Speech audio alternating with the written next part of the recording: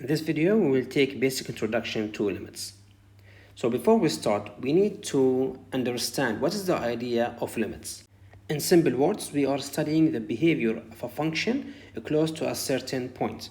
For example, if we have the function f of x equal x squared, what would be the value of this function when x equals 2? Simply let us take this value and plug it in the function. So it will be f of 2 equal, now I have to replace this x with 2. So I will have 2 squared, which equals 4. So the value of this function is 4 when x is 2. Now let x take values near 2. So from left, we will start with f of 1.99. 1.99 is very close to 2, right? So we will replace the x here with 1.99. So it will be 1.99 squared, which equals 3.9601.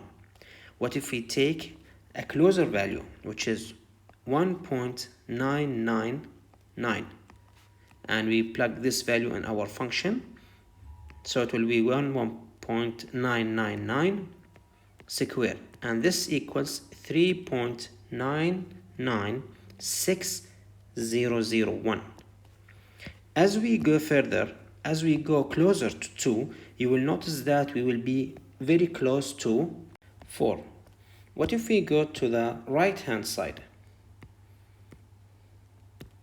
Let us take the values of x and start doing the same thing. So if we choose f of 2.01 and plug it inside our function, we will get the value of 4.0401. If we take the value of x equal 2.001, which is closer to 2, equals 4.004001. So as we go further also, or we go closer to 2, again we will get the same value, which is 4. And this is exactly what is the idea of limits. We are studying the behavior of a function close to a certain point from the left hand side and the right hand side of that point. So as a conclusion, we can say that the limit of the function x squared when x approaches 2 equal 4. And of course, we will focus on this part only. Now it's your turn. Try to solve this question. Limit of 1 plus 3x when x approaches to 2. What would be the value? As we agreed earlier, we simply will take this value and plug it inside our function. So it will be 1 plus 3 times 2, which equals 1 plus 6, which equals 7. So the limit of this function is 7. Now, if you want to make sure that this value is correct, we have to do the left hand side experiment and the right hand side experiment. For the sake of practice, let us do it together. By the way, you don't have to do these things, these two steps, as long as you are doing it correct. Okay, this is just to make sure that you are getting the correct answer. So if we choose f of 1.997 and plug it inside our function, so it will be 1 plus 3 times 1.997, we will get 6.991. And if we choose another value, which is 1.9999, and plug it inside our function, so it will be 1 plus 3 times 1.999, we will get 6.9997. So as we go closer to 2, we will be very close to 7, which is correct. Now let us do the right hand side together. So let me start with f of 2.009, and if we plug this value inside our function, 1 plus 3 times 2.009, I will get 7.027.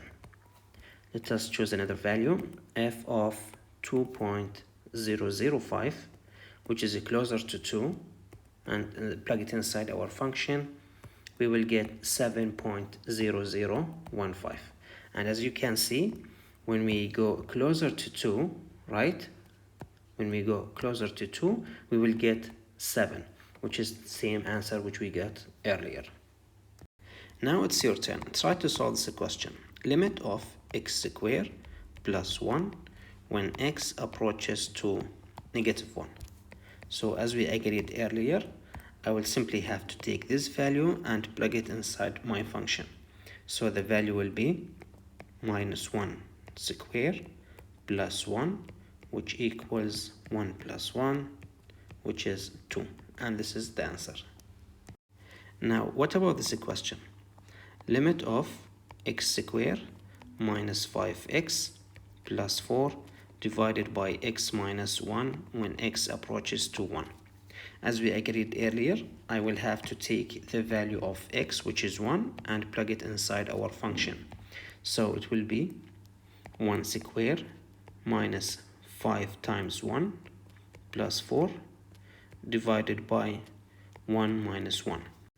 1 squared is 1 minus 5 plus 4 is 0, and 1 minus 1 is 0. Now, if you notice here, we have 0 in the denominator, which is not acceptable. In this case, our function will be undefined. So this approach, which is taking the value of x and plug it inside our function, is not helping us at all. So we have to do something else. We have to factor this function. Why? Because when we factor it, we will get x minus 1 in the denominator, then we can cancel it with this, with x minus 1, right? So we have to factor this function by finding two numbers that multiply to 4 and adds up to -5. So we have -4 times -1 is 4, and -4 plus -1 is -5. So I will take -4 and -1. So let us rewrite the question. It will be limit of x minus 4 times x minus 1 divided by x minus 1 when x approaches to 1. From here, we can cancel x minus 1 with x minus 1. So we will be left with limit of x minus 4 when x approaches to 1. Now here we can simply take this value and plug it inside our function. So it will be 1 minus 4, which equals -3. And this is the final answer. Now let us use the left hand side technique and right hand side technique to make sure that we got the correct answer. So from left, we can go with f of, let's say, 0.996 and plug this x inside our function, which is x minus 4. So it will be 0.996 minus 4, which equals minus 3.004. If we choose another value, which is f of 0.49, we will get minus 3.0001. As you can see, when we go closer to 1, we will get minus 3, or we will be very close to minus 3, which is this value. Now let us jump to the right hand side. I will start with f of 1.003 and I will plug it inside our function. So we will get minus 2.997. If we choose another value, f of 1.0001, which is closer to 1, obviously, so we will get minus 2.9999. As you can see, the closer we go to 1, the closer we go to minus 3, which means our solution or answer is correct. Now it's your turn. Try to solve this question. Limit of x squared minus 9 divided by x minus 3 when x approaches to 3. So if we take the value of x, which is 3, and plug it inside our function, we will get 3 squared minus 9 divided by 3 minus 3. 3 squared is simply 9, so 9 minus 9 is 0. Divided by 3 minus 3 is 0. So in this case, we have 0 in the denominator, then our function will be undefined. So we have to do something else. We have to factor the upper function in order to cancel one of the parentheses with x minus 3. And x squared minus 9 is basically a difference between two squares. So for example, if we have a squared minus b squared equals a minus b times a plus b. And this is exactly what we are going to do here. So our new question will be limit of x minus 3 times x plus 3 divided by x minus 3 when x approaches to 3. From here we can cancel x minus 3 together. So our final question will be limit of x plus 3 when x approaches to 3. Now I can take this value and plug it inside our function. So it will be 3 plus 3, which equals 6. And this is the final answer. Let us try one more example. Limit of x squared minus 4 divided by x minus 2 when x approaches to 2. If we take this value and plug it inside our function, we will get 2 squared minus 4 divided by 2 minus 2. So 2 squared is 4 and 4 minus 4 is 0. So we'll have 0 over 2 minus 2 is 0. Again, we have 0 in the denominator, then our function will be undefined. So we have to factor the upper function. And this is of course the difference between two squares. So we will have limit of, to factor the upper function, we have to write it as follows: x minus 2 and plus 2 divided by x minus 2 when x approaches to 2. From here we can cancel x minus 2 with x minus 2. So we will be left with limit as x approaches to 2 for the function x plus 2. Now I can simply take this value and plug it inside our function. So it will be 2 plus 2, which is 4. And this is the final answer. What about this question?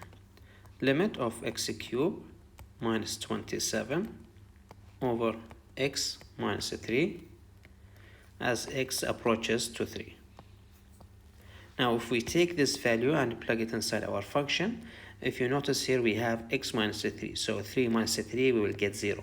So we will have 0 in the denominator. So we have to factor the upper function. This is actually the difference between two cubes. So we have to use this formula. A cube minus b cube equal a minus b times a squared plus ab plus b squared. And a is x, b is 27. So to factor it, we have to write, of course, limit of x approaches to 3. Now x cubed minus 27. 27 is basically 3 cubed. So we will have x minus 3 times x squared plus 3x plus 9 divided by x minus 3. And from here I can cancel these two parentheses together. So I will be left with limit of x squared plus 3x plus 9 as x approaches to 3. Now I can simply take this value and plug it inside our function. So we'll have 3 squared plus 3 times 3 plus 9.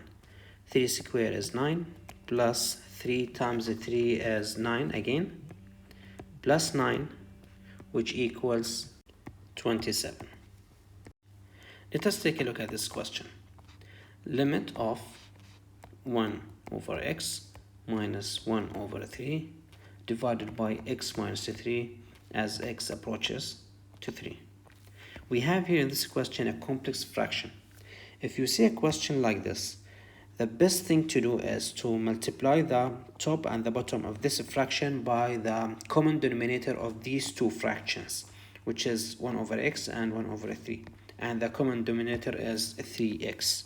So I have to divide 3x up and down. So now if I multiply 3x with 1 over x, I will have 3 left. So let us just write it here. Limit as x approaches to 3, I will have 3 minus, and if I multiply 3x with 1 over 3, I will have x left, right? So 3 minus x divided by 3x times x minus 3. Now notice these two parentheses, which is 3 minus x and x minus 3, are almost the same. So what we can do, we can take minus 1 as a common factor from this parentheses. So we will have limit as x approaches to 3. I will take minus 1 as a common factor. So I will be having minus 3 plus x, right? So if I multiply minus again, minus 1 times minus 3, I will get a 3. And minus 1 times plus x equal minus x. Divided by 3x times x minus 3. Now I can simply cancel this with this. So I will be left with limit as x approaches to 3 minus 1 divided by 3x. Now simply I can take this value and plug it inside our function, which will be minus 1 divided by 3 times 3, which is 9. And this is the final answer.